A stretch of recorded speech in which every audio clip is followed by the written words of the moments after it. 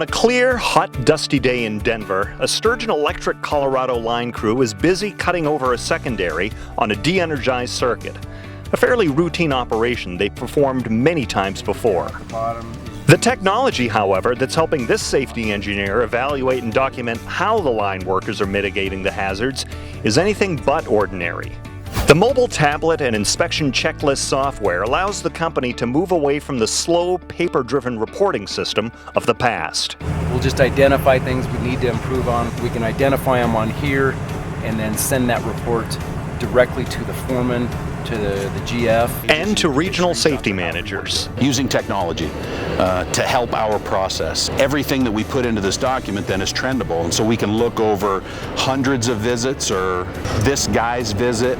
It really has helped us kind of hone in on things. We've specifically used that here to offer trainings in areas that we felt were lacking from a performance standpoint. So we're really proud of that process. Can we just run the conduits in now? The regulatory perks, not to mention bragging rights associated with being among OSHA's star status members, does come with the added responsibility of spreading safe work habits to others in your industry. On the high-profile Veterans Affairs Hospital project in Aurora, Colorado, Sturgeon Electric crews are once again out front, leading by example. We came onto this project a year and a half ago. There was other contractors, they really didn't respect the safety culture. So we've strived to bring them up to our standards, stop them, explain to them how to do it properly, and teach them. So not just looking out for our folks. Supervisors for Sturgeon Electric use these safety observation reports, or SOR cards, throughout the course of the job to analyze all of the different hazards and working environments encountered on the VA campus. From the bowels of the building to the dirt trenches in the courtyard. And collectively, we sat down once a month, went through every SOR card that was sent in on the project. Second one was from... We get the vendors involved in the program. The team's total commitment to safety was contagious. A client out here has adopted a similar SOR card program after they saw ours. You're not going to instill a culture unless you're passionate about it in some kind of way. And that passion has to be legitimate, and it has to be displayed, and it has to spill over into everything that you do. It has to be something that you share with everybody else.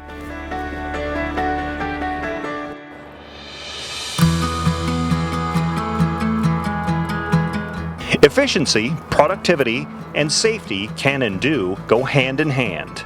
For example, the C&I group's heavy use of building information modeling, prefabrication, and material management lean construction practices resulted in a cleaner, safer job site on their 601 Broadway project for Denver Health. We are in a downtown location essentially, and we're curb to curb. We're a tight site. So the logistics of bringing material in and delivery and offloading is pretty intense. So the less material and deliveries that we can bring in, the better.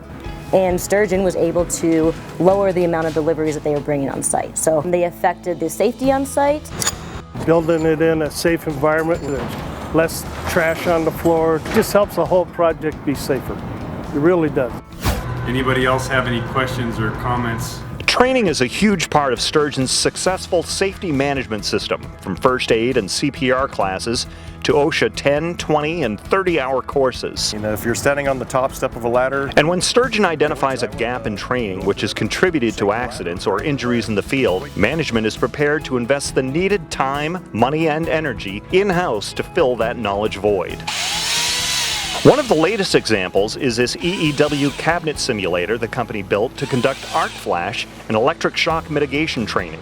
Sturgeon apprentices and electricians engage in a proctored real-life work simulation where their approach to planning, safety, troubleshooting, and timeliness are scrutinized.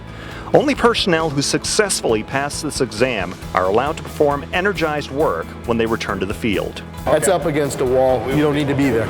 Zach Valdez, MYR Group's regional safety manager overseeing Sturgeon Electric's commercial and industrial division, is always looking for new ways to improve the company's safety program.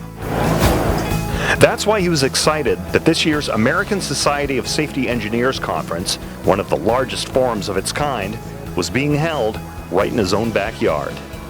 Somebody has to answer the phone 24/7. It's a perfect opportunity to listen and learn from other safety professionals.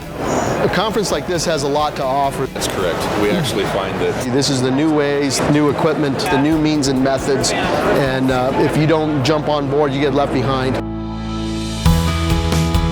From a business standpoint, retaining good employees is key, whether you're wiring up a water treatment plant or restoring power to homes and businesses. Line work in general is an industry where there's a revolving door. People come and go, and what has made us successful is to be able to keep our core group of people working for us, and a lot of that is attributed to safety and the safety culture. Sturgeon Electric managers and employees have built a proactive working environment in which rank-and-file members take an active role in each other's well-being. But they're not resting on their laurels. We're always willing to push the bar a little bit further.